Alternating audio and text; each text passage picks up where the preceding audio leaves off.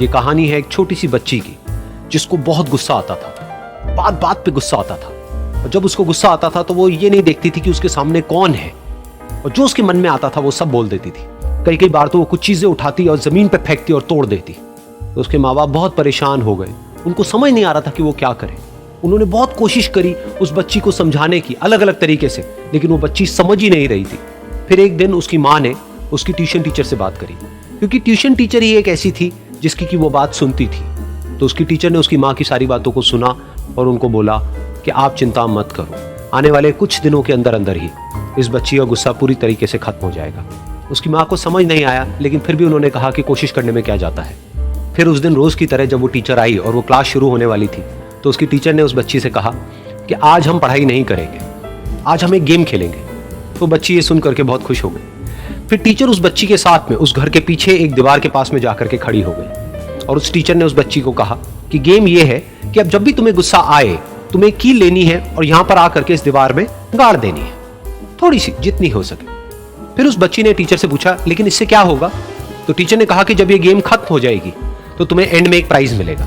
फिर उस बच्ची ने बिल्कुल वैसा ही किया जैसा कि उस टीचर ने कहा था, यानी कि अब उसको जब भी गुस्सा आता तो वो जाती और जा करके एक कील उस दीवार में गाड़ देती।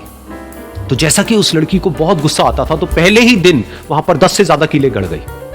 लेकिन उन कीलों को गाड़ने के लिए उसको बार बार पीछे जाना पड़ता और जा करके उस कील को गाड़ना पड़ता। तो उसके दिमाग में आया कि जितनी मेहनत मैं लगाती हूं उस कील को गाड़ने में, उससे कम मेहनत में मैं अपने गुस्से को कंट्रोल कर सकती हूँ। अगले दिन 8 कीलें गड़ी, उसके अगले दिन 6, फिर 4, फिर 3, फिर 2, फिर 1। फिर एक ऐसा भी दिन आया जब एक भी बार उसको गुस्सा नहीं आया और एक भी कील उस दीवार में नहीं गड़ी, और वो बच्ची बहुत खुश हो गई। खुशी खुशी वो अपनी टीचर के पास में गई और जाकर के उनको बताया कि देखो मैम, आज मैंने एक भी कील उस दीवार में नहीं गाड़ी है, क्योंकि मेरे को एक बार भी गुस्सा नहीं आया है। तो मैम ने उसको थोड़ी सी शाबाशी दी और मैम उसके साथ में उस दीवार के सामने जाकर के खड़ी हो गई। अब मैम ने उस बच्ची को कहा कि गेम अभी खत्म नहीं हुई है, अब तुम्हें क्या करना है कि जिस भी दिन तुमको बिल्कुल भी गुस्सा नहीं आता है, उस दिन के एंड में तुम एक कील को इस दीवार से निकाल दोगी। तो बच्ची ने वैसा ही किया, लेकिन क्योंकि कीलें बहुत ज्यादा थी तो 1 महीने से भी ज्यादा टाइम लग गया उन सारी कीलों को बाहर निकलने में। लेकिन एक दिन ऐसा भी आया जब सारी कीलें उस दीवार से बाहर निकल गई। फिर वो बच्ची बहुत ही खुश होकर के अपनी टीचर के पास में गई और जाकर के बोला कि अब उस दीवार में एक भी कील नहीं है। तो उसकी टीचर उस बच्ची के साथ में उस दीवार के सामने जाकर के खड़ी हुई, उसने देखा कि एक भी कील नहीं है दीवार में।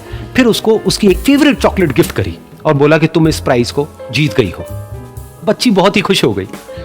फिर टीचर ने उस बच्ची से पूछा कि क्या तुमको इस दीवार में कुछ नजर आ रहा है? तो बच्ची ने कहा, नहीं मैम, इसमें तो कुछ भी नहीं है, सारी कीलें निकल चुकी हैं। तो उस टीचर ने कहा, एक बार ध्यान से देखो, शायद कुछ नजर आए। तो उस बच्ची ने दोबारा देखा और कहा, वो जो कीलें मैंने गाड़ी थी उसके कुछ निशान मुझे नजर आ रहे हैं दीवार में।